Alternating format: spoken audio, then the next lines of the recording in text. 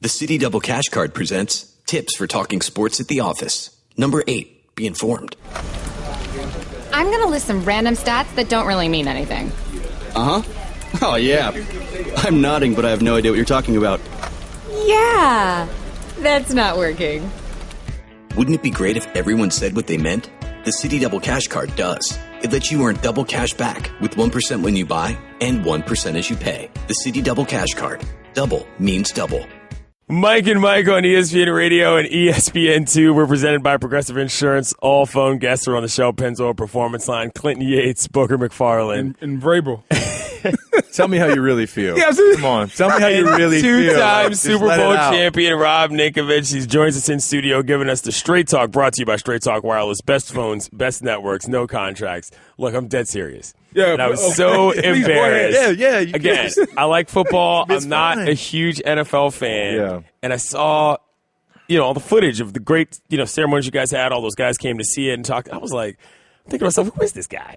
I'm looking it up, and I'm like, oh, my goodness. And somebody says, yeah, he reminds you of a Mike Vrabel, yada, yada. And I'm thinking, have I been watching some guy wear number 50 for the Patriots? Wearing number 50 this whole time, who's not Mike Vrabel. Yeah, Mike Vrabel is coaching, and he's like 2 inches taller than Rob. Again, once I put it all together, I felt like a complete idiot, and I admitted that on the air yesterday. Sure enough, get an email 2 hours later. Rob Ninkovich is going to be a studio. Oh, how good! Yeah. That's like, but I have to ask you this question. That's 16 years of number 50. You thought for 16 years there was a guy out there just balling like that? No, it's possible that in my mind I tried to block out whatever was going on that was so incredibly successful in the middle of the field from a defensive standpoint from the Patriots, because I just could not believe that the drop-off never happened. Where are you from originally? I'm from D.C. I'm a Skins fan. Okay. So you get it. But my point is, my bad. And once I did all my research, I was like, of course, Rob Ninkovich. And never mind the name on the back of the jersey. Like, don't just look at that. Like, Ninkovich and Vrabel. We all know I can't read. It's similar. It's similar a little bit. It rhymes. Now that you're here and I've completely embarrassed myself on national television and radio, I would like to ask you, just in general, why did you decide to step away? Well, you have to really take in the big picture of how many years you play, and just every year you got to train tremendously hard to get yourself ready to go. And after the Super Bowl this year, I was working out, training, and I was honest with myself. You got to be honest with yourself. As an athlete, sometimes I think you try and not listen to what your body's telling you. Like, hey, you're slowing down a little bit. You're squatting and you're sore for a week instead of a couple days. So, taking all that into account, I figured why not go out on my terms. And I had been released a few times early in my career, and I didn't want to get released at the end of my career, and I didn't want to go out injured. So I went out on my own terms, which the Patriot organization, it's been a true blessing to be a part of that for the last 8 years, and I'll forever be grateful in the relationships that I built there. It's been unbelievable. Here's a little nugget, Clinton. Since Bill Belichick became the Patriots head coach in 2000, only your boy Mike Vrabel had more sacks than this man, Rob Ninkovich. 46. That makes sense. I mean, I guess I just had programmed in my mind the guy who wears that number at that position is a monster. Well, I mean, we're similar, I guess, right? I mean, we're similar. Let's state the obvious. Hey, I mean, listen. You said it, not me. Yeah. Here's something I want to get into. This team, I want to get underneath the hood a little bit. And I realize that you just retired, but you guys are the preemptive favorite, or you guys were the preemptive favorite before you retired to win the Super Bowl again this year. Model franchise. Everybody on the outside assumes Belichick has his pulse on everything that's going on. It's his show. Everybody just falls in line when they go to New England. Is that the case? And is there a meeting or something? Like, how does that happen? How's that culture built in New England? I mean, it starts in the off season. It starts in the workouts. It starts in the mini camps and OTAs. It starts in training camp a few days ago. It's all about work, hard work. And if you ask anybody who's been in another organization, even their off-season workouts, they're like, these workouts are insane. Like the things that we do just to work out, the running, the conditioning, and it all helps. So the more conditioned you are, the longer you can play mentally. You can, go through the stresses of a football game, and in the fourth quarter, you're still able to hear information and play at a high level. And really, the football comes down to communication. You see a lot of big plays, defensively. If there's a big play, down the field, most of that's coverage, miscommunication, and guys aren't on the same page. So, I think that really from day one, Bill preaches we're going to work. It's all about, the work that we put in now is going to pay off during the season. So, and not to mention Bill's the smartest coach that I've ever been around. Every situation he understands, offensively, defensively, special teams, and that he's that good. He's the smartest defensive mind I've ever been around. So it's been a real blessing. Rob, sticking with the Patriots, I want to ask you, and I know that you mentioned work so many times, but at the core of the game, it's a game that on some level you have to enjoy. Does playing for a guy like Bill and for an organization like the Patriots make it more fun? Well, I mean, winning is fun. Yes. I hear it all the time with, you hear young kids, they'll be like, I just want to have fun. I'm like, well, losing is not fun.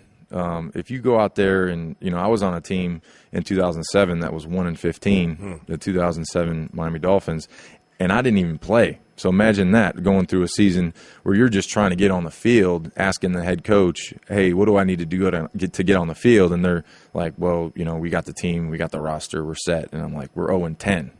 Like, what's the roster? Like, what are we doing? So those are the things that I've been through. I've seen the other side of it, just not the things that you want to go through when you're out there on the football field and you're really giving it everything you got to come away with the victory. That's really what it's all about. At what point, and I want to go back here a little bit, at what point during the Super Bowl did you honestly think that you guys had a chance to win? And don't say the first half. Please don't.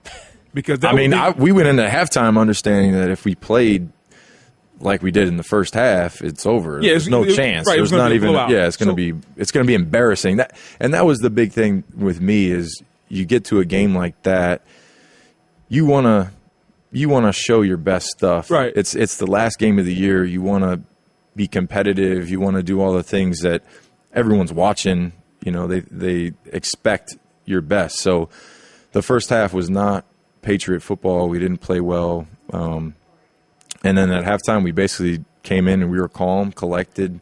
Everyone came together, said, hey, let's go out here and play. Let's play together. Let's play better than we did in the first half. And we were able to do that. It took a little bit in that third quarter. And on that play where I got picked and they scored in the low red there, I mean, that was a tough play because, they go up 28-3 and you're like, this is going to be tough. It's going to be one for the record books. And then, slowly but surely the momentum, you saw it swing, and, Tommy Boy's out there slinging it, just, being Tom. And then we came back. And those 2-point conversions, I'm going to just be honest, the first one we got it, and percentage-wise, we do a lot of percentages, like what are the percentage of making a 2-point conversion.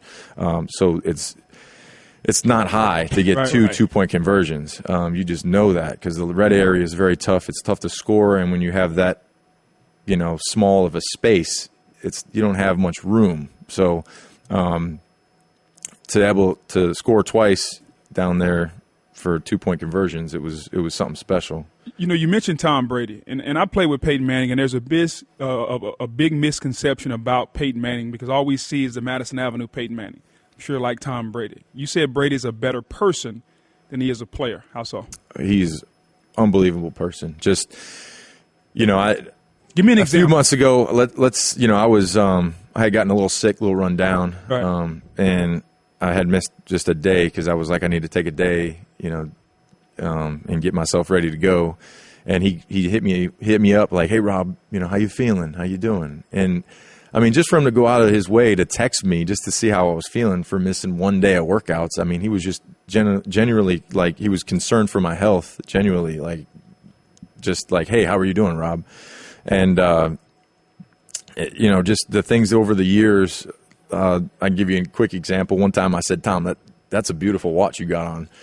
You got a guy that I can, speak to about, and he goes, Rob, do I got a guy? You're looking at the guy. He goes, do I got a guy? I'm like, I just started laughing. I'm like, yeah, I know you got a guy. You got a guy. Like, you got a suit guy, you got a watch guy, you got a car guy. He's got the watch guy. Yeah, he's got the watch guy. So, I'm just sitting at my locker, and he walks up to me.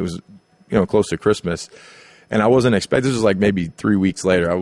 Had completely forgot about that whole conversation, and he just dropped the box at my locker. He's like, "There you go," and I was like, "What's that?" And I opened it up, and it was the watch that he had said was an awesome watch, and it was it's just. Right. Just the type of guy he is. Like he's just a great teammate. He's humble. Anything you ever need, he's always there. So, I just better guy than me. Note to self. Please don't look over. Hey, let me see that. What is that over there? That's nice. In this Look at studio, ask him if he's got a guy. Yeah, you got a guy? Yes. Yeah. Mike and Mike on ESPN Radio, ESPN2. Clinton Yates, Booker McFarland filling in here. Rob Ninkovich is joining us, 2-time Super Bowl champion. That being said about Tom Brady being a great guy and so forth, how long do you think this dude can play?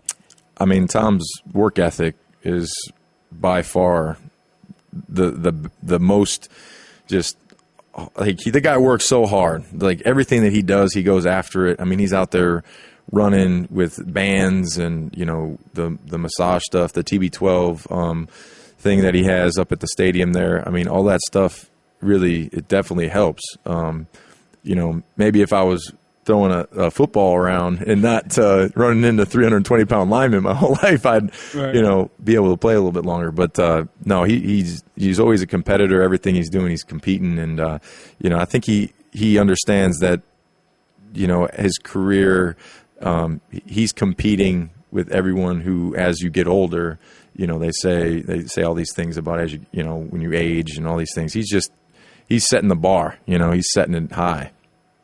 When you look at football in general right now, where the game is, Jamal Adams came out and said yesterday, safety for the Jets, who said he'd rather he wants to die on the field. And where the game is right now with the attack on football, with CTE, as a guy who just stepped off the field, yep. What are your thoughts about CTE, about the game, about where football is headed right now? Well, I think that in the last couple of years, the game has changed. They're definitely putting in rules to help situations where in years past, those things were just kind of like not even thought about. So you have to be smart. You have to understand, that there is a consequence for certain things that happen on the field, and if you don't realize that that's a thing. Like years ago, guys, I remember early in my career, guys would get hit, and then there'd be no thought of, could there be any repercussions for that? So, now I think people are understanding that there is something that needs to be done to make the game safer, and they're doing it now when kids are young to help teach and show them the right techniques. But as far as living my life, I'm trying to live every day to the best that I can and, enjoy my family. And I don't think you can go through life and worry about what's going to happen to you, because at some point we're all going to be gone. Yes. It doesn't matter who Right. you are. No one lives forever. Right. I'm living my life the best that I can, and I've been able to play a beautiful game for many years that will help my family and help my children. And, I wouldn't change that for anything. The experiences and the relationships, I wouldn't do it any other way. There just seems to be an attack on football. Like everywhere you read, football is dangerous. The study comes out and the headline says, CTE was found in over 90% of the brains that they researched. And I just wonder, because you are today's player, you were just in the locker room, is that something that's being discussed? Like when you guys are in the locker room and everybody's, no coaches around, no media members are around, has that ever been a part of the conversation where guys said, you know what, are you concerned about CTE? Have you thought about, like, what's the real time conversation right now? Because the media is basically saying football will be over in 10 years. That's basically what the media is portraying out there. Yeah. Well, I think with the advances, I remember, early in my playing days, like in high school, they had those helmets that looked like, I don't know, they're like cork on the inside. Yeah, they were, big ones. but they were just, no, not even those. I remember those. Like back in the day, they put like the cap on guys. But I'm saying like the insides of the helmets. Yeah. The technology was it hadn't changed in 30, 40, like years. I'm saying like years. And then now, all these new helmets that are coming out that are going to protect guys more. And the way that the game is changing, like if you were to watch the secondary play 10 to 15 years ago, those are a lot different. Dudes are taking each other's heads off. Yeah, it's a lot different style of play. Game. Now if that happens, the guys are losing, money, and that's preventing them from taking care of their family. So they're being smart with how they're playing the game, and then it's also hurting, your team if you go out there and get a 15-yard penalty. So there's definitely things that are being done. As far as in the locker room, I think we all understand that we're blessed with a passion and an ability to play a game that not many people can play. And you can't sit there and say like this or that is going to affect me when there's a lot of guys that have played football. There's a lot of guys that have been really successful after football, and there's a lot of guys that, they're living a great life. They're doing a lot of things, and, they're staying active. They're, continuing to do things in the community. They have a drive. They have a passion for new things. I think that has a lot to do with when you're done with football, what's your next thing? What's your drive? What's your goals? Who's your driving force? Who's pushing you to continue as a person? That goes a long way when, there's some guys that all they live for is the game of football. When the game of football is over, they don't have anything else that they can turn to. So then you lose that drive, you lose that passion, you lose your direction. There's a lot of people that in the general population who have never played a down of football, they have a lot of issues, and they never were once touched, So it's, where do you draw the line of all that stuff, like the issues that people have, normal people have, that don't have a drive in a direction, and they have issues. And then there's, athletes who are completely fine, who have moved on, and they have great careers in other paths. Well, let me ask you this. In that scenario, we looked at what Tom Brady's wife said on television. She said, look, this guy's concussed every season. And it became clear that you talk about the drive that you have and for the people whom you have it for. We saw the situation with Dale Earnhardt. He pulled out of a race because his wife was like, I don't think this is a good idea. And 2 weeks later or whatever it was, he said, you know what? I'm listening to my wife. I'm not going to race in this race. There's the discussion about whether or not certain football players would let their kids play. I wonder from your perspective, I'm not going to get too far into your business, but how much have you considered the decision in your life, to sort of to stop it or whatever, that moved beyond you? You know what I mean? That moved to the people that were important to you, that were not just you and your own decision-making process. I mean, it's definitely a big factor in, continuing to play. And it's not just your head and, there's a lot of things that take a toll, when you're playing football. And, I've had multiple surgeries. I've torn my ACL. I've had my shoulder done. I've had my hip. I've had my groin. I've had a lot of stuff. So it's like when you, year after year after year start to have your knee and your hip and all that all comes together at some point. So if you are trying to play and you're not feeling great and you continue to play, like that's when you're not having the quality of life. So I was smart with myself, and I knew like, hey, I can go run, I can go lift, I could do everything I need to do right now. Let me save some for my kids because, I got a 4-year-old daughter, I got a 1-year-old son who he's going to want to, throw the football around and have me run and chase him and, play and do all the stuff that I want to do down the road. And, with knee injuries and all that stuff that can, over time, it doesn't get any better. So I in my head, I've wanted to go out the best way possible and also not be that old veteran guy who people are looking at. Then you might have known who I was. Like, who's that 50? He don't look like, why is that guy why is he on the field? Like, he looks terrible. Get him out of the game. Like, that's another part of the football gods. They at the end, they just say, look at this guy. He used to be a Pro Bowler. He used to be a great football player. And you're like, that's not what I remember, So for me, it was all the memories, the experience, enjoy it. And, now I can move into the next thing. Who spends more time in the mirror, Jimmy Garoppolo or Julian Edelman? Like who spends more time in the mirror getting ready for Jimmy G? Night? I mean, Jimmy G, I always mess with him because he's always, he's got the tan. We call him Aladdin because he's got like the, he looks good, he's got the hair, But Julian Edelman is not a slouch. Like, he thinks he's the biggest chick magnet ever. So who spends more time in the mirror? I would say I think Jimmy looks, he's got that look. He's a quarterback. He's got the hair. He's got the teeth. He's all, like, teeth. yeah, the smile. Yeah. The smile. He just give you that smile. Like, he's got the tan. He's like, yeah, I think he's got it. So I'm going to say Jimmy just because he's the quarterback. And, what quarterback have you ever known that looks like that? And I'm sure you'll be getting a text from Julian Edelman at some point. Jules, he might, he's my boy. He loves me. He won't be upset. Last thing we'll ask you, what's post-football life going to be like for you? What's next? Well, right now, I'm going to take a little bit of time and just relax. But I haven't 100% closed the door on football, going back in some type of coaching. That's something that I hear Mike Vrabel's coaches now. Somebody told me that. All right, you gonna go with that now? You gonna come to me like that? I didn't. Yeah. But when you play the game so long, you learn so much. Unlike some guys who, when they get out of the game, they're like they want to be restaurant owners and stuff like that. I have no idea how to run a restaurant, so I'll never open a restaurant. You got to stick to what you know, and that's what'll keep you on the right path. So for me, football is a passion. I love football. I've been playing it for a long time. I have a lot of knowledge of the game.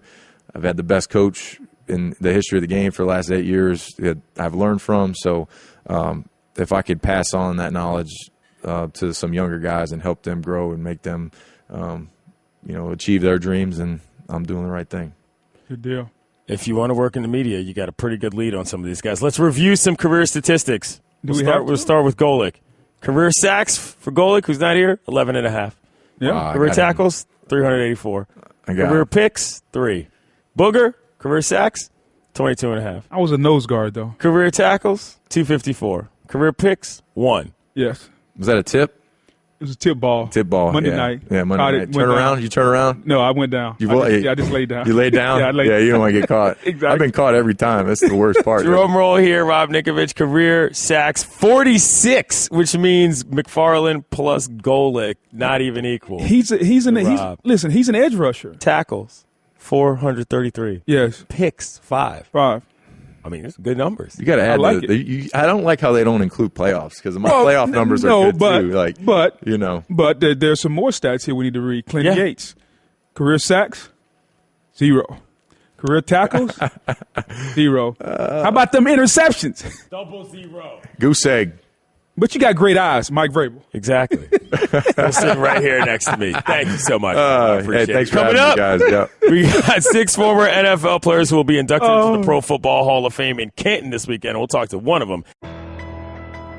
Home isn't just a place. It's a feeling. Whether you're at home, your business, or online, ADT helps keep you safe. With security systems, home automation, alarms, and surveillance, so you can feel at home wherever you are. Go to ADT.com to get that feeling. ADT. Home. Safe home. Well, Greeny, we're halfway through another baseball season, and we're really seeing some players who stand out as winners. Kind of like business travelers who win at business by staying at La Quinta Inns and Suites. That's because you can put your La Quinta Returns loyalty points to work on the spot with instant free nights. Just drive up with no reservation and instantly redeem points for a free night that same night simply by using the La Quinta app. It's like hitting a grand slam. With an app instead of a bat. Well played. Prepare to win at business by learning more about instant free nights and check out the summer rates at LQ.com. Talking a little football, Mike and Mike, ESPN2, ESPN Radio, Clinton Yates, Booger McFarland. Supposed to be joined by some footballers, as I like to say today. We just talked to Rob Ninkovich, a guy who is a very good player for the Patriots. Just give me a quick breakdown of that. I mean, I saw you guys were talking a little bit after the segment. When you talk to newly retired guys, what is the conversation like in terms of what you're thinking or what you're wondering or what you're trying to glean from them as a guy in your position? I'm always interested in why they retire because I know there are iron men like Brett Favre who want to play 20 years and you seem to have to pull them off the field. And then there are guys like myself who I got injured, tried to come back. The money wasn't where I thought it should be, so I retired. But for guys that are generally healthy and they walk away from the game, I'm always interested in why. And if you listen to him, it was basically because, his body was starting to break down. It hadn't broken down yet, but it was starting to break down. and rather than wait a year too late, maybe you retire a year too early. Kind of the Patriot way. They do things a year early. And so I'm always interested in why guys walk away, because a lot of people out there can't understand why you walk away from the opportunity at the very minimum to make $700,000-800,000. You know, put your body through that. Right. But as a football player, what I ask myself is this, because I got offered a 1-year deal for $1 million with the Oakland Raiders, and I turned it down and walked away. And be like, are you crazy? But you have to ask yourself, is one more year worth basically $500,000 after taxes, living in California, yada, yada, yada? Doing all that. It's not. At a certain point, it becomes yes. What's that point? Everybody's got a price. Is that $0.2 or $3 million? Is that $0.5? If you look at a lot of the people that are retiring from football and walking away, whether it's injury or CTE, it's either people that have made a lot of money or people that were stars that they've already lived in that limelight. And so I think it's very interesting why, as we kind of circle back to the attack on football and why guys are retiring and the physicality of the game, Calvin Johnson was an anomaly. A guy seemingly at the top of his career. Wide receiver for the Lions. Wide receiver, not that physical of a position, playing wide receiver, who had a $120 to $130 million contract that just walked away. That doesn't happen often. Now, I think when that starts to happen, that's when I think football and the football purists should be worried. Right now, I don't think they should be worried. Okay, so let's break down what some of what you said in terms of the attack on football, because I know a lot of guys that played a lot of high school football or played in college, and the notion of attack on football, I think, Booger, is a little misguided, because I just want to state, as somebody who is leery of what happens to football players, right, I think that framework makes it seem as if people want to believe that something is wrong. And I don't think that that's what it is. I think what it is folks want to let everybody understand the inherent risks for the purposes of safety of everybody. You don't think we know the risk of it? No. That's not what my point is here. Okay. My point is to say attack implies that somebody is trying to inform you of something to harm you, when it is, in fact, the opposite. And that's where I push back on that specific term, because the attack is not on the sport. The concern is the lack of honesty about what's happening. Football as a construct, as a method of life, in terms of the structure, the discipline, the strength that it involves, not just from a physical standpoint, but from a mental fortitude standpoint. I completely understand where that works in a lot of people's lives. So that aspect of it is not the issue. There's no attack in my mind on what is football. The concern is on acting like, because you play football, that exceptionalism makes you somehow, immune to what the actual risks are. Well, I think the attack is we're going to talk so bad about football and so much in a negative light that the people who are coming up in generations to come, they won't want to play football. So that's why I call it an attack on the sport, because if you attack the foundation of the house, at some point the house will fall. And so if they keep attacking football at its core of what it is, which is a physical sport, by CTE, concussions, and things of that nature, then ultimately they can doom football. The guys have up on our screen, John Ursher retired last week at the age of 26 due to CTE concerns. To me, that's a little bit misguided, because I think our friend Dominic Foxworth was texting back and forth with John Ursher. He had two options. Do I go and play center for the Baltimore Ravens? Or he's a bright mind. He's a mathematician. He's a guy who's wildly smart about a lot of different things, and he wanted to pursue that field. And so while we're linking the two with him and the CTE, do I think that may have played a small, minor role? Sure, it played a minor role, but I think the overwhelming reason he retired, because he wanted to go on and do something different with his life. I just think in general, when we look at football, here's what I say. You can't change something that at its core is one thing. And it's physical. You can't play football without being physical. So that right there makes it a dangerous game. And when you listen to Rob Ninkovich, as we bring it back to him, talk about, where he is in his career, the physicality, the wear and tear, all those different things played a role. But I think he retired before it really played the ultimate role on his body where he couldn't walk. He couldn't play with his kids. He couldn't do those things. Joining us right now on the Shell Pennzoil Performance Line is Pro Football Hall of Famer Morten Andersen. He's going to be enshrined this Saturday. Morten, how you doing today? I'm great. How are you guys? We're good. You know, for those people who don't necessarily know every single thing about your journey into the NFL as a kicker, you got to this nation in 1977. When did you first learn about the pigskin? 2 days after I arrived on my 17th birthday, and I wasn't that interested in it, quite honestly. I was more interested in playing soccer or running track and field, or doing gymnastics, things I've done in Denmark. So football wasn't even on my radar screen, to be honest with you. But they didn't have the high school team on the west side of Indianapolis, didn't have a soccer team, and they needed a kicker. So put foreign guys next to a football, see what happens, and that's kind of where we ended up. I've been watching Morten Andersen for a long time. Growing up in Louisiana, watching him kick for the Saints. So there were years where the Saints were terrible, but Morten Andersen was good. So when did you think, Morten, that your career, like once you started kicking and you made it to the professional level, when did you think that your career could turn into a Hall of Fame career? I never did. I honestly, it was a work in progress, and I never thought I was going to get out of the gate. I had a dismal rookie preseason and got hurt on my opening kickoff, very first kick of the game. So it's my first kick as a pro, and thank God Von Phillips had a little bit of patience with me because 82 was not a good year. It was a strike year, and then 83 came around and became much better. But I think it was just a slow progression of improvement and of consistency and of becoming really great at my job. Lots of work and perseverance and will.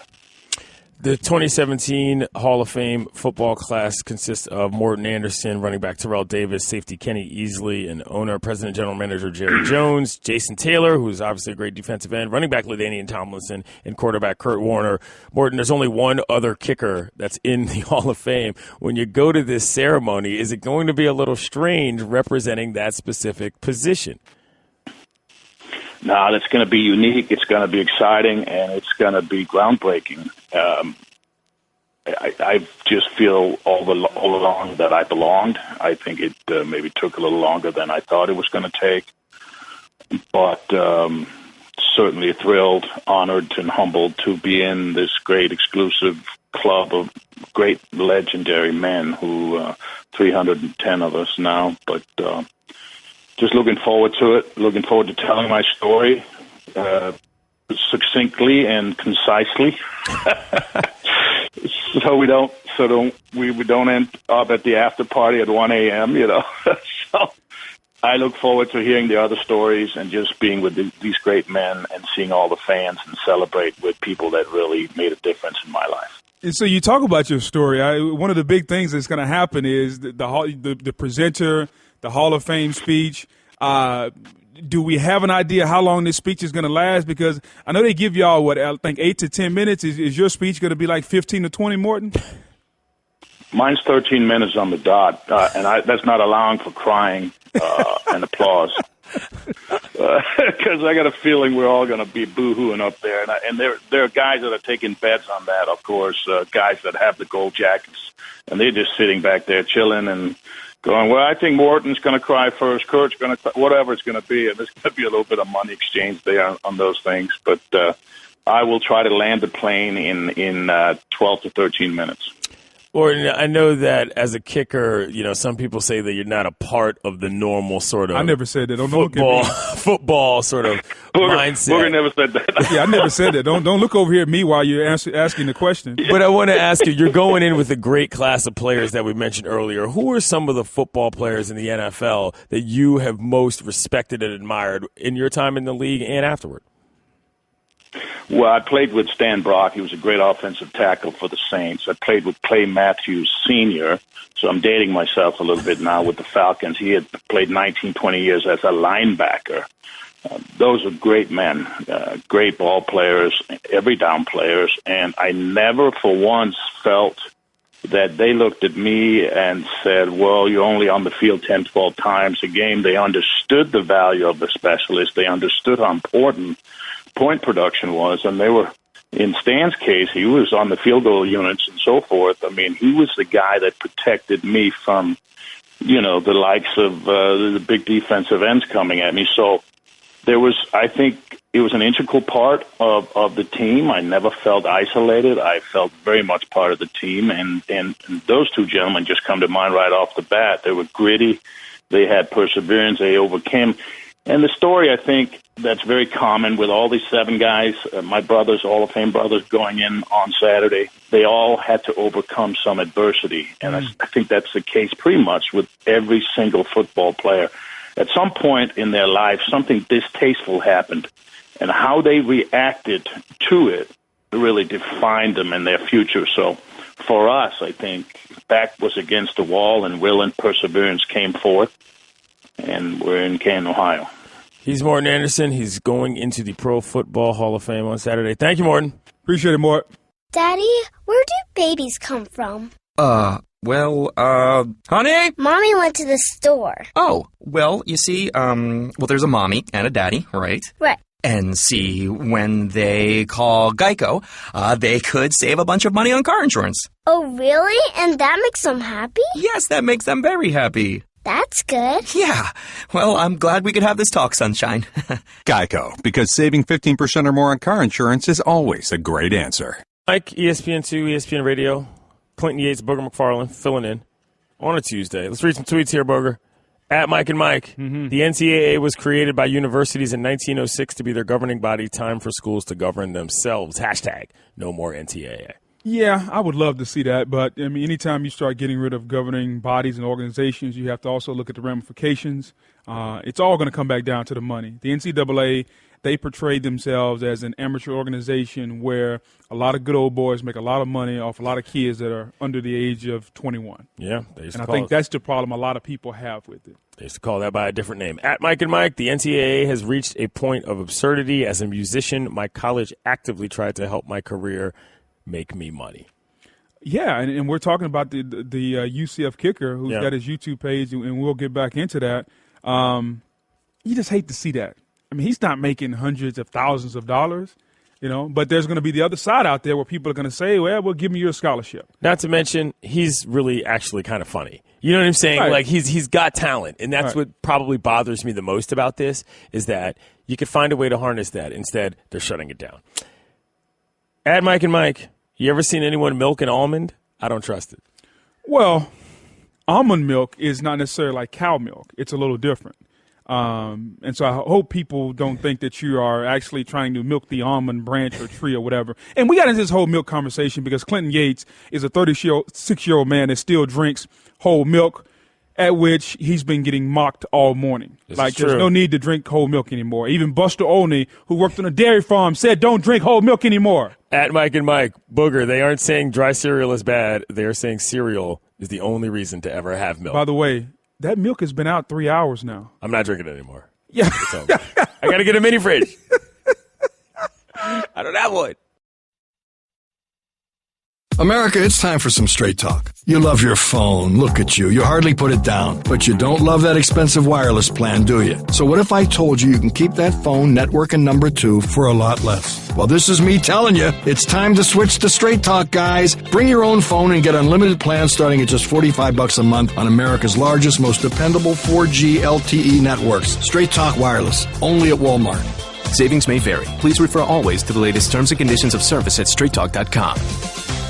Mike and Mike, ESPN Radio, ESPN2, Booger McFarland, Clinton Yates. You might know me from The Undefeated or The Morning Roast on ESPN Radio with Dominique Foxworth and Mina Kimes. Sundays, 9 a.m. to noon, if you like what you see, kiddos. Love the plug, baby. Plug it. Plug it up. We're presented by Progressive Insurance, and all guests are on the Shell Pennzoil Performance Line. Let's read some tweets here quickly, Booger. At Mike and Mike, how about something for college athletes similar to a 401k? Well, and listen, I'm all for whatever you can do for college athletes to get them some more money when they leave school, because I think the process is unfair. Everyone's going to talk about, but you get a scholarship. Here's what I always say. Can I spend that scholarship? No, but kids who go to school and are regular students, yeah, they have student loans, but they can work and make money that they can spend at the moment. That college degree may be beneficial to me for the rest of my life. But when I walk off that campus and I go get a house or I go get a light bill, I can't take my diploma and pass it to them. They want some money. Right. And so I just think we need to give them some monetary compensation that's a little bit more than a Pell Grant, a little bit more than a scholarship check when you're making millions. And then you're coming up with this stuff about, the kid's making a YouTube video and trying to send money home to his parents. This is in reference to the kicker at UCF, Donald De La Haye. Yeah, he's got over 90,000 YouTube subscribers, right. And he's currently in a row with the NCAA over whether or not he's monetizing that. Well, and then the NCAA has basically said he couldn't do it. They basically said, hey, if you're using your athletic prowess, your athletic photos, no, you can't do it. I just think the NCAA goes a little bit too far sometimes. Here's the statement they said. Although Donald De La Haye has chosen not to compete any longer as a UCF student-athlete, he could have continued playing football for the university and earned money from a non-athletic YouTube video based on a waiver the NCAA granted on July 14th. De La Haye decided he did not want to separate his athletically related videos from non-athletic ones he could monetize, which was outlined in the waiver for him to maintain eligibility. It's who he is. That's like us asking LeVar Ball to be separated from basketball coach to insane man who's like a male chauvinist toward women. Like, well, you can't separate all these factors. Like, he is one guy. I did not mean to laugh at that. I am you very did, unhappy with LeVar Ball. It just made me laugh that you said insane so quickly. Last tweet, at Mike and Mike, what's next? Will the NCAA declare me ineligible for driving Uber with my college sweatshirt on? Made extra tips from supporters? That's a good tweet. I wish they had Uber back in the day. Because my buddy had a vehicle. I didn't have a vehicle. But you had homeboy Uber? Yeah, so my homeboy had a vehicle. And I used to, it was like a community vehicle. So anytime you need to go to the barbershop, run to the grocery store, go to the local Chinese restaurant, we only had a little money, so we would use the vehicle. I would drive Uber just long enough to get money for the food and then turn it off. Fair enough. That's it. So, I feel like there's a lot of people who already do that. Right. That's all. I don't need to drive for hours. Give me 2 pickups. Instant deposit into my account. I'll go straight to Red Robin, give me the rice and the chicken for $4.99, and we're good to go, baby. Let's go off the top. The Dodgers acquired Yu Darvish from the Rangers in exchange for a trio of minor leaguers. Los Angeles' starters have the best ERA in the bigs this season at 3.25, while Darvish has the worst ERA of his career at 4.01. However, the Dodgers are now an even heavier favorite to win the World Series, now moving to 9-4 odds per Westgate Las Vegas Superbook. Well, no doubt. You talk about the rich getting richer. They're already 74-31. This just makes them better. And Andrew Friedman always does a wonderful job of looking out for what his team needs. You talk about Clayton Kershaw being a little hurt. You look at the back end of that rotation, whether it's Wood, Hill, Kenta Maeda. Now they have a guy in Yu Darvish. They got 5 quality guys when they're healthy. And once the postseason starts, your rotation shortens. You only need 4 guys. So they got 5 to get 4 from. I think they feel like they're in pretty good shape. Still World Series or bust out there, Chavez Ravine. Off the top. Leading the AL East by a half a game, the Yankees acquired Sonny Gray from the A's in exchange for 3 minor leaguers. Gray has a 1.37 ERA in his last 6 starts, which is the 3rd best in the bigs behind said Clayton Kershaw and Chris Sale. However, he has a 4.09 career ERA against the AL East, which is his worst against any division. They go from a 10-1 favorite to reach the World Series to a 7-1 favorite, and they get a guy who's not just a one-year rental. Here's a guy that has 2 more years left. He was the gem of this year's trade prospects out there, and they get a guy who can be a horse. He can go 7, 8, 9 innings in a game, unlike a guy like CC Sabathia, and you have control of him for a couple of more years. I think this is a good move because it helps them now, but it also prepares them in the future with him, Tanaka, Sabathia. They look pretty good going forward. Pressure situation. Let's hope the guy can do it well. Off the top. The star rookies for the Yankees and the Red Sox were on full display on Monday night. Aaron Judge hit his 23rd homer at Yankee Stadium this season, one shy of tying Walt Dropo's MLB record for the most homers at home by a rookie. In Boston, Rafael Devers became the first Red Sox player with a 4-hit game before his 21st birthday since Tony Conigliaro in 1965. That is courtesy Elias Sports Bureau. Just glad to see Judge kind of breaking out of that slump.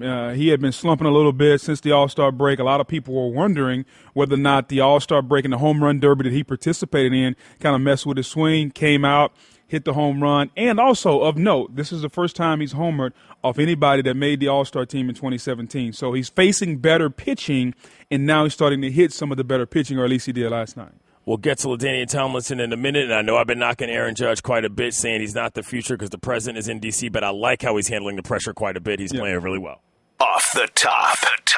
Los Angeles is going to host the 2028 Olympic Games. Paris is going to host in 2024. The city of L.A. reached an agreement with the IOC leaders for the city to bring them to that city in 2028 for the Summer Games, while Paris will get them in 2024. Future sites. Tokyo is obviously in 2020 coming up soon, and Los Angeles is now going to be one of the 3 places that's hosted it 3 times, having previously done it in 1932 and 1984. I think we look forward to the games being in a power city like Los Angeles. After what happened in Rio and what's still going on in Rio and all the emphasis and attention we gave that, I think we should turn that forward, especially now when you start talking about Paris, not Paris, Paris and Los Angeles, 2 major cities around the world that are going to get an opportunity to bring the Olympics back where they should be, because we look forward to the Olympics. Going to have them there if they want to keep that thing alive. Lastly, off the top. The countdown to the first weekend of college football season reaches 30 days on Tuesday, from 30 days to 30 years ago when Tim Brown won Notre Dame's 7th Heisman Trophy while Miami won the national title. This year's Miami team, Booger, opens practice on Tuesday with ESPN's Football Power Index favoring the Hurricanes in 11 of 12 games. The Canes haven't won 10 games since 2003. No, the Canes haven't won, but I think Mark Richt is going to have the Canes back rolling again this year. I'm very interested to see what TCU does this year. LaDainian Tomlinson's Horned Frogs, Gary Patterson, could be a tough year for the Horned Frogs. Off the top. And speaking of which, joining us right now on the Shell Pennzoil Performance Line is Pro Football Hall of Famer LaDainian Tomlinson. LT, it is good to have you. I'm going to ask you straight up, do you think you're the best player in this Hall of Fame class? What? Seriously? I mean, I'm a Hall of Famer. I don't know. I don't really care about that. I'm going to the Hall of Fame, and I'm happy about that. I'm messing with you, man. I appreciate you joining us. But I do want to ask you, what is it like for a guy like you to be finally honored in this way? You were an iconic NFL football player in my mind, and I'm not even joking here. I'm not even that serious a fan of the league. But LT 2-1 is something that's burned in my brain for the rest of my life. Well, it's a terrific honor, obviously. But I don't think anyone sets out to go to the Hall of Fame when they first start playing football. And Booger knows this. You try to be the best that you can be for your team, and you work your butt off, to try to win championships. And then when it's all said and done, you let the voters say if you're a Hall of Famer or not. And so it is a surreal moment, because for years I've watched that enshrinement and seen, my idols like, Walter Payton and Emmitt Smith and guys like that go in, and now to have my turn going in is truly an honor. LT, you were one of the first backs, you and Marshall Faulk, that played the position differently. You guys weren't bruisers. You were dynamic all-around backs who could kill you out of the backfield, running the football or receiving. Is that how you grew up playing the running back position? Because you could really play in today's game, because they're still doing that now. Yeah, that's interesting, Booger. I started out playing quarterback, when I was younger in Pop Warner, even up to junior high school. I was quarterback, but mostly I just ran around because I was the best athlete on the field. And then you kind of start to develop, your pass catching ability. And, I was always a guy that, I wasn't a big guy. I was only, 5'10" and, south of 200 pounds. And then finally got, when I was in college, I was right around 210, but still considered a smaller guy. And my mindset truly was, I didn't believe that you should run into big guys like yourself. I mean, that was just stupid to me. Over 300-pound guys, I'm just a bit north of 200, 210. Why should I run into these big guys all day long? And I just didn't think that was very smart. So I was able to find ways to beat these guys, big guys, even smaller guys. But you just kind of develop that. But I'll tell you, Marshall was a guy I learned from. Marshall was in San Diego. He lived in San Diego right around the time when I was playing. And so we used to play golf together quite a bit, and I would pick his brain about running routes and things I needed to work on and how to take my game to the next level. We're talking with LaDainian Tomlinson here. He's joining the Pro Football Hall of Fame this Saturday. Some notes from his career. NFL's 2006 most valuable player. Holds NFL's single-season records for touchdowns, 31. Rushing touchdowns, 28. Points, 186. All of those were set in that MVP year. He's fifth all-time in both rushing yards with 13,684 and yards from scrimmage with 18,456. LaDainian, you talked about why should you be running into these big guys all day. You only missed one game in your first 8 seasons in the NFL. What else did you do beyond your running style to make sure that your durability held up so well? Yeah, that's a good question. And you know, a lot goes into making sure you stay healthy. And obviously, I think my off-season regimen of the way I trained and being in tune with my body in the off-season really set the table for how I performed and took care of myself during season. I remember one of the things that Barry Sanders told me one time. I was right around, I think, my second or third year. And, I got nicked up quite a bit my first year and a little bit my second year. And, talking to Barry, he said, "Do you stretch at all?" And I said, "Stretch? I just stretch when Coach asked me to." He was like, "No, you need to stretch more. You need to stretch at night. You need to stretch in the morning." He said, "That's what I did. That's why I stayed healthy, is I stretched all the time." And I'm like, "Seriously?" And believe it or not, I started stretching more, and that was a huge part of the reason I stayed healthy, And so all of those things, a massage therapist and chiropractors, all those things really does help in keeping the athlete healthy. LT obviously had a great career, and I guess you transition now, obviously working for NFL Network, doing some things there. And take a look at the game of football as a whole. Last week this study comes out talking about CTE. It's been a big topic of conversation, the war on football. As you kind of look back on the game that you play, where do you see the game now, and do you have any ill effects of playing the game? First, I don't have any ill effects of playing the game.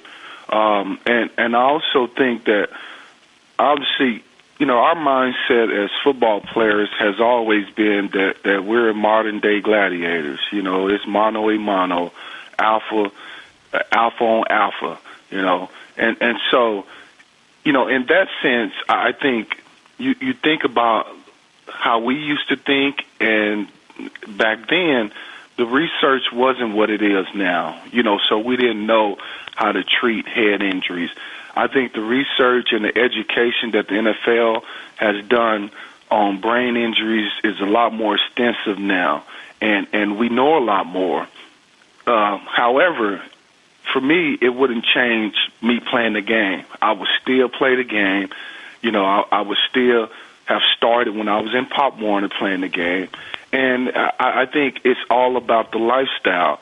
I was never diagnosed with a concussion and never really felt like I had the effects of a concussion. And so, I look at myself and say, man, I feel great. I feel fine, memory and all that, those kinds of things. But I do understand the problems that certain players are having, because there are a lot of guys that did deal with concussions and certain symptoms from concussions. But I do believe that we're heading in the right direction, at least being able to treat brain injuries. So that's a tough one. It really is, but I don't think it would change my approach to the game. That's an interesting aspect. You're going into the Hall of Fame this weekend. The reports are out there that the Chargers head coach Anthony Lynn is kind of blocking two of your homeboys, Philip and Antonio, from coming to the ceremony. Have you had any dialogue with the Chargers organization about this? Have you talked to anyone? And what's your thought on that? Yeah, I have, and that's a false report. Okay. Anthony Lynn he's not blocking those guys from going at all. I've had conversations with all of those guys, all the parties involved, A-Lynn and Antonio and Philip. And, Philip is kind of in a different situation. He's the quarterback of the team, and he's the leader.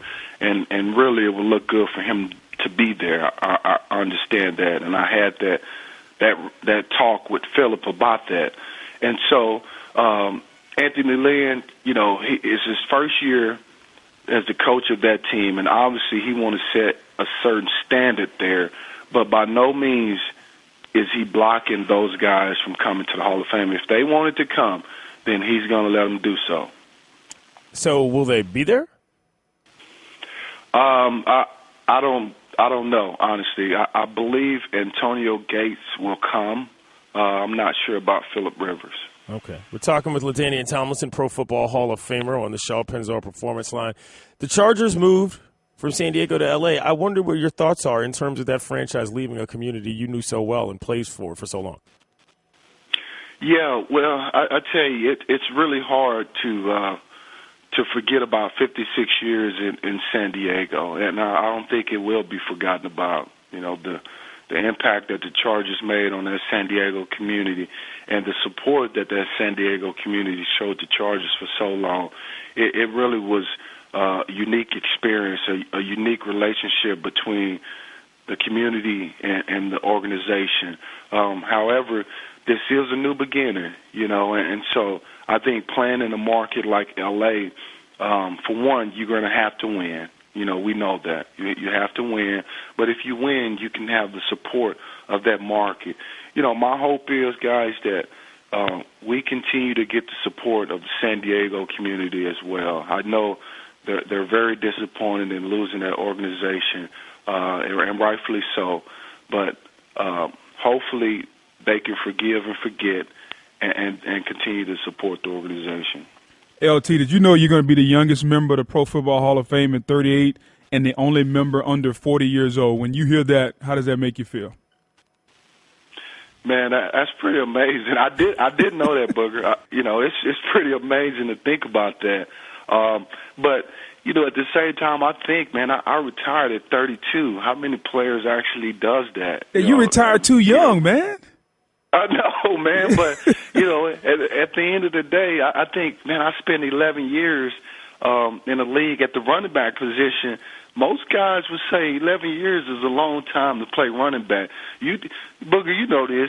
Like, the running back position is the only position where you start 7 yards behind the line of scrimmage, and all defensive players are attacking that one guy once he get the ball. That's the only position. But you got 5 guys blocking for you, LT, sometimes 6 with a tight end. Come on, 5, Booger. Come on, 5 versus 11? That ain't fair. It's 7 with the fullback. LaDainian, okay, 6. Who is the NFL running back right now in the league that reminds you most of yourself? Wow, that's a good one.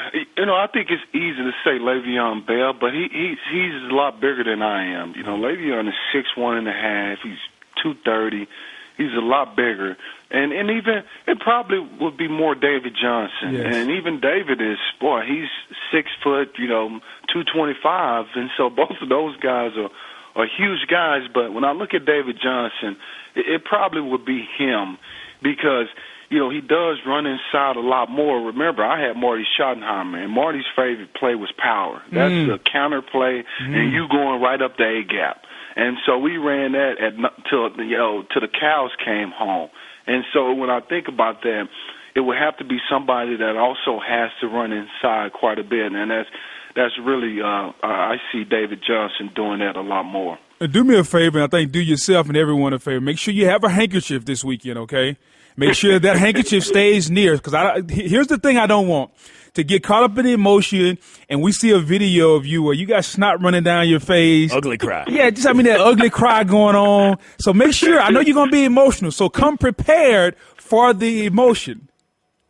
That will happen. I'm sure I'll get emotional, but I will take your advice in having a handkerchief nearby. And I heard what you said about the Frogs, too. We're going to be okay this year. Trust me. You mark my words, We're going to be right up there at the top of the Big 12. Oh, hey, I can't wait to see it, man. Congratulations, Big Time. All right, thanks, guys. He's LaDainian Tomlinson, and he's, for my money, the best running back I ever saw play in his prime. Yeah, he was very good. I tell people this all the time, and a lot of people don't believe me. I played against Emmett, played against LT. They rank up there. For my money, the best running back I ever saw never really made an impact in the NFL. Really, I don't think he ever played a regular season game. He was in camp with the Dolphins, a guy named Cecil Collins. It's the best running back I ever saw with my own eyes.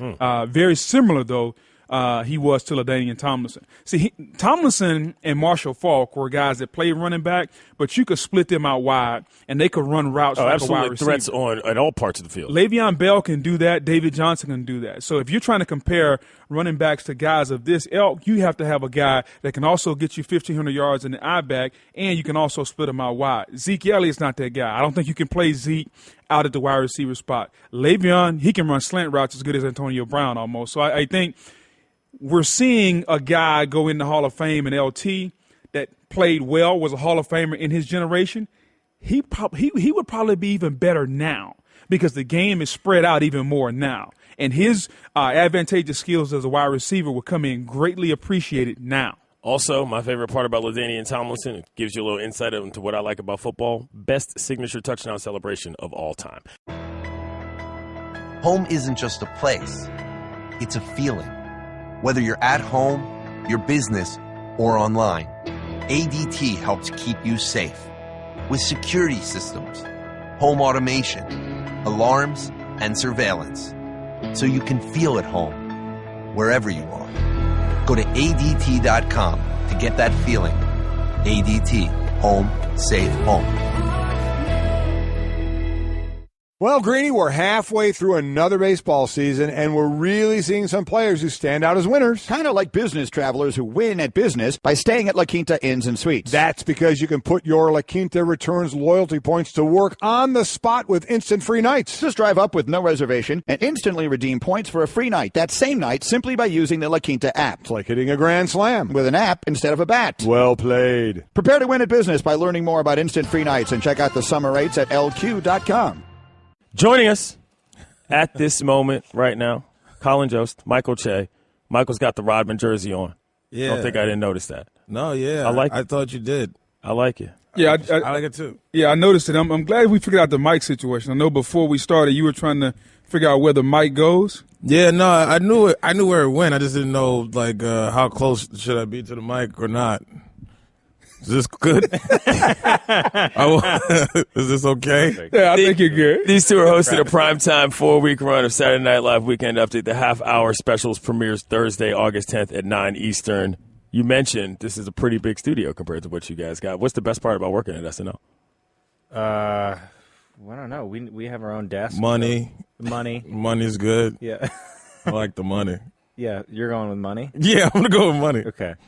I was going to go with this wonderful tradition, but yeah, money. Yeah, I mean that sounded more politically correct than money. Yeah, exactly. So how does this show come together? I mean, we all watch. It's Saturday night, but throughout the week, as you guys are planning what to do, the skits, all that good stuff, kind of walk us through it from kind of the infant stage until we see it.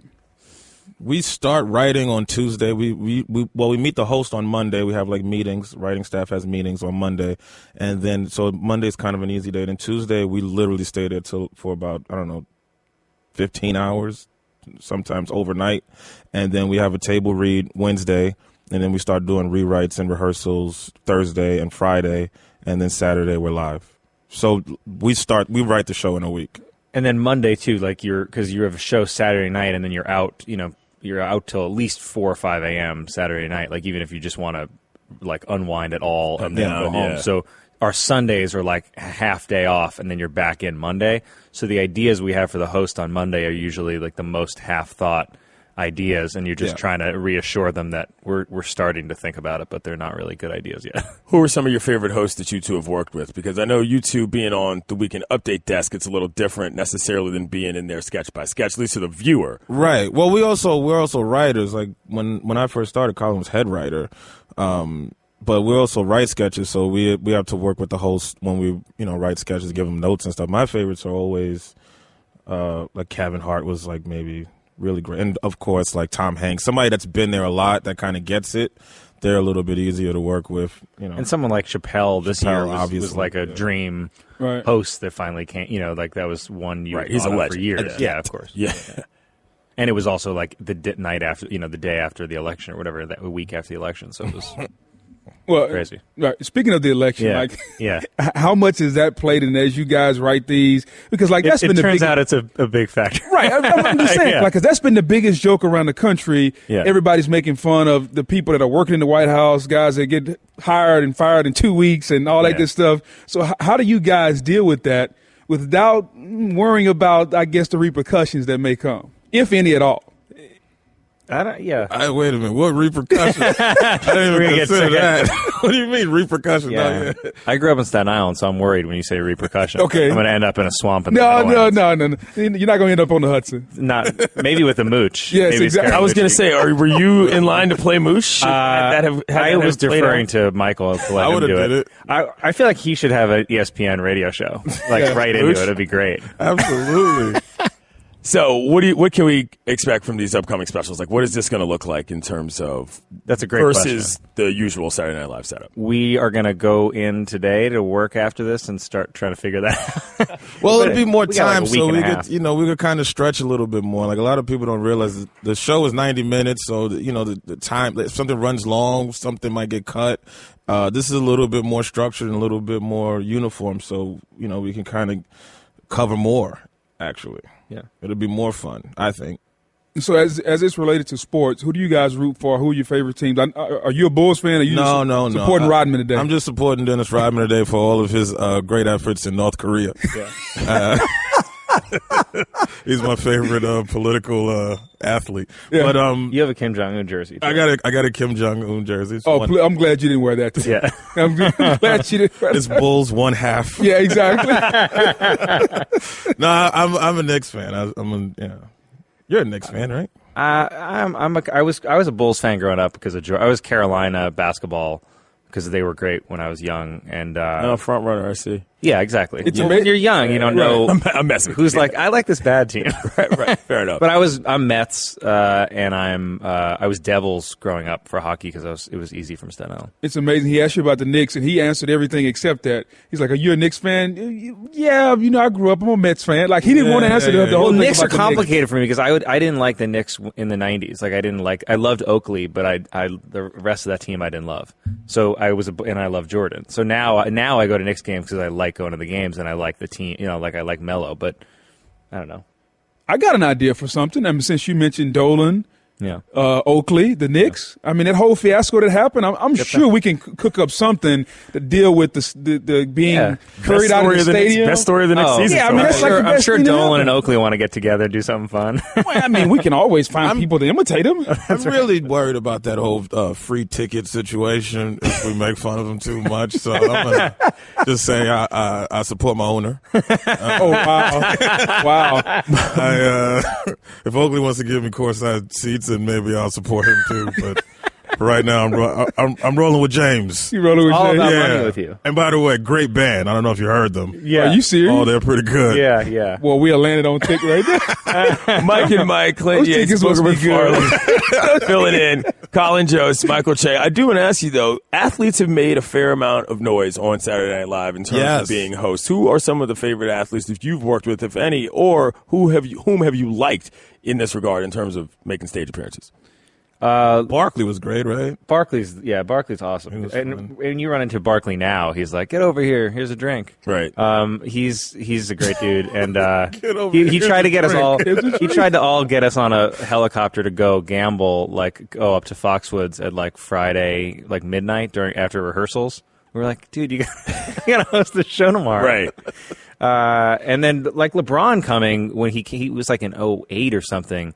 He came and he was the season premiere, and that was awesome because someone like him, you never know if you'll ever get him again. It was just that moment that he came. It was awesome. We haven't had one in a while though, an athlete. What about like Odell Beckham Jr.? Like he seems to be the biggest star that's in New York right now. Yeah. Or Aaron Judge, like somebody like that. Are we working toward getting one of the famous athletes? Well, when the Cubs won, they all came. The Cubs came on with Bill Murray, and that was kind of cool. Like right after they won the World Series, and that was kind of special for. Got to get my man Bartman on now that he's got a ring. I would love to get Bartman on there, man, with his headphones. Yeah, and he's got a ring. Yeah, he's got. You seen that? He's got like the. That's great. Good for him. I'm sure that makes up for everything. Yeah, I'm sure he's Life's fine. great now. Yeah, it'd be like someone like Judge or Odell too. It'd be fun to come by and do something, and then as they keep growing, like as they keep getting a bigger and bigger following, or win a title or something, that they could. I mean, Aaron Judge is like the king of the city now. At least for this summer. Right, because I was going to say, like, who's the biggest, from you guys' perspective, who's the biggest star in New York right now? James Dolan, without a doubt. I don't know if you've been paying attention, but those seats are pretty great. Hey, where exactly are these seats at? Are they like right next to really Spike? Good seats. They're like right They're next really to good Spike. seats. Like on TV at all time seats? Yeah, they're pretty awesome. Yeah. Now, is he giving these tickets to you specifically, or is this Booker to SNL? really needs to know what's going on with the You gotta ticket understand, situation. like, he's taking everything. I asked him, who's the most popular figure in New York? I'm thinking Odell. Nope, No, James Dolan. James Dolan. And a great band. I don't know if you heard his band. It's awesome. I can't say Hot in these streets. All right, let's do this. Let's do this Twitter interview. You can hit us up on the 100 I think we're somehow going to lose the Twitter feed. tickets based on this. At Mike and Mike, at ESPN Booger, at Clinton Yates. All right, first question. Weekend Update has become iconic over the years. Who is your favorite Weekend Update host, and what is your favorite sketch they did? Well, Norm, I think we both would say, is our favorite host. Norm Macdonald. Yeah, I guess we were probably both like in high, like Lauren always says, when you're in high school, that's the cast you like the most because it's new to you then. But Norm, I still watch old Norm jokes now, and they make me laugh. Yeah, I think he was the most fun for me, and also I think maybe Norm's best was I always loved his Bob Dole peanut butter. Or his Letterman. His Letterman was really good awesome too. Well, also his what's his name? Why am I blanking on it? The actor with the mustache. Oh, Burt Reynolds. Yeah, Burt Reynolds. That was real descriptive. With the actor hat with the and all that. mustache. He got it immediately. I know it exactly. There you go. Amanda Anderson says, "Tell us about the skit idea that you thought was an amazing pitch, but didn't get greenlit." Oh, that's actually perfect. We have something to do with James Dolan. That's why y'all got the special. I was going to say. I'm just saying. Well, no, Colin, we had a good one. I had. I pitched when The Rock hosted at the end of the year. I pitched. You know how people do like gender reveal parties where they cut a cake and it's like blue or pink icing? Yeah. It was someone cuts the cake and the icing's black. I get it. Okay. That did not go over well in the room at the time, but at least it killed now. Michael? Yeah, maybe. By the way, I asked Michael that first, and he's like, "You got to pitch that." Yeah. Oh, in the room. He told you to the pitch host. He's like, "You got to pitch that," and I was like, "It's kind of threw him out there, huh?" Crickets. That's funny to me. Yeah, I don't know if you guys have seen The Rock in person, but he's bigger than what you would think. And it took a lot of guts to say that one. I had a sketch one time for Black History Month about the first white guy to boo Jackie Robinson for a baseball play. Just not. It had nothing to do with racism. He just was like, "Oh, come on, he's supposed to turn two." That is funny. didn't work. Last question. How hard is it not to break character and laugh? I know some of my favorite sketches are the ones where people actually do break character and laugh their way throughout the sketch, but how difficult is that from a Well, the professional thing is, standpoint? you like I said, we start writing it Tuesday, so we know the sketch, we've read the sketch, we know the jokes, but sometimes an actor will do something new just for Showtime, just to make you break, just like a silly thing, like they'll say one line in a weird voice. They'll say, they'll use a before, weird voice, or they'll do something new, just a brand new wrinkle, and then it becomes hilarious to us because we've seen it perfectly done so many different times, and then when you see that one little wrinkle, it'll crack you up. You know, this show, as currently constructed, is ending later in the year, so maybe that's an idea to get Mike and Mike on, doing something on Saturday Night Live. There you go. They've done everything else. They've been on Letterman. They've been on all these different shows.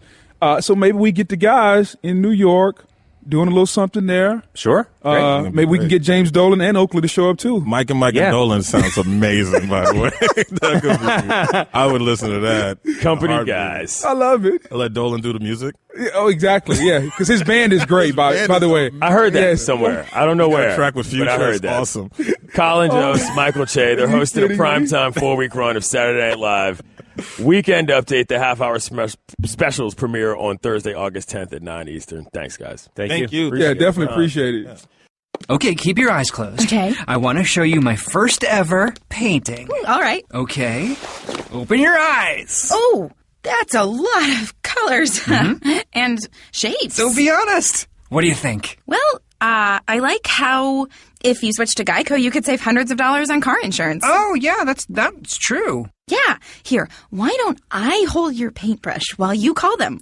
Geico, because saving 15% or more on car insurance is always a great answer. Clint Yates and Booger McFarland filling in here on a Tuesday. We're presented by Progressive Insurance, and all guests are on the Shell Pennzoil Performance Line. It's been a long day.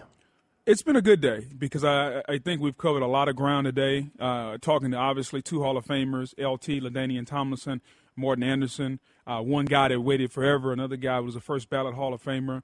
Talked about Jamal Adams' comments about he died on the football field. Yeah. And I think that's an interesting place because it just shows the difference in where you and I are in our life and the people we grew up and where he is. Yeah. He's just starting his career professionally. Eager. Full of just venom, and he's just got a new fully guaranteed contract. Ready to hit somebody. So the only thing in his life that's of importance right now is family and football. I don't think he has a wife. I don't think he has children. And it'll be very interesting to follow his career from now over the next, hopefully, plays 10 years and to see if he still feels the same way. Because often what happens when you come in this league eats you up mentally and physically. And from a physical standpoint, I can't wait to see where he is and see if he still feels that way because he's going to make a huge impact. We talk about rookies that are going to make an impact this year. You look at Tack McKinley down in Atlanta, Jamal Adams will make an impact. He may be the defensive rookie of the year.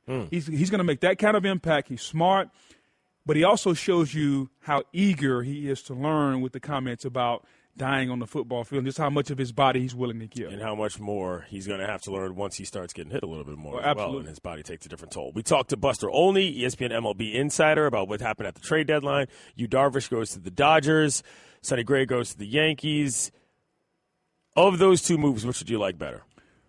Wow. Yu Darvish has the bigger upside. I think so, too. Because he's a guy, like I said, he has 7 pitches. He got 3 out pitches. And when he's on, he's got stuff that's legitimately number one stuff, some of the top 5 in baseball. Sonny Gray, something tells me, will be better in the short term, though. Okay. I just think Sonny Gray's a guy who, as much as we hate the Yankees for being able to just go and pick and choose and buy what they want, this is a move that's not necessarily for this year. It's also for the next 2 years. So you can kind of see the Yankees front office making a move, even though it is for now a little bit, but it's for the future. I think the Yankees are in very, very good position, especially with an aging CC Sabathia. You put Gray with Tanaka, you can see the makings of a good 1-2 punch early on. We also talked with Kate Fagan of ESPNW. She's hosting OTL later today. You also see her a lot on Around the Horn. Her book is called What Made Maddie Run: The Secret Struggles and Tragic Death of an All-American Teen. Fascinating discussion about how NCAA programs deal with mental health versus physical health. Well, no doubt. And I think that is something that they don't deal with because there are so many different physical therapists and people to stretch you and make sure that your equipment is right. Very few programs deal with the mental health of an athlete. It's very important, and it's something that I think if you're a school that's actually trying to be smart and forward thinking, nothing wrong with taking care of your kids' brains as well as their bodies. No doubt. But the most important thing we did today was decide one thing, and that is that when you get to a certain age in your life, that if you're out there and you're watching this program, that tell everyone that after you reach the age of probably 15, 16, 17, stop drinking whole milk. Clinton Yates is a 36-year-old man that's had this quart of milk. Holla at your from boy. 6 a.m. And it's, first of all, don't drink that. No, I'm not drinking this. This is too warm. Yeah. Second of all, go to skim milk. Help your body out. Your bones aren't growing or getting any harder the rest of your life. Okay. Stop drinking the milk. I might have to be a situation where somebody like, but see, no, I can't. Skim milk it tastes too watery. I can't handle it. That's the purpose. Rob Ninkovich came in here, 2-time Super Bowl champion. Finally got to meet him. Also embarrassed myself. And we also got to thank Colin Jost and Mike O'Shea. You thought he was Mike Vrabel. I didn't think he was Mike Vrabel. I You just did. hadn't programmed in You my thought the mind guy was that Mike some Vrabel. different person was actually the guy in that number 50. I didn't think he was actually You Mike saw Vrabel. 50, white guy, beard. Oh, that's Vrabel. Beast linebacker, yes. That's what I thought. Clint Yates, Booger McFarland, Mike and Mike, ESPN Radio and ESPN2. Happy Tuesday, kiddos. Drink more milk.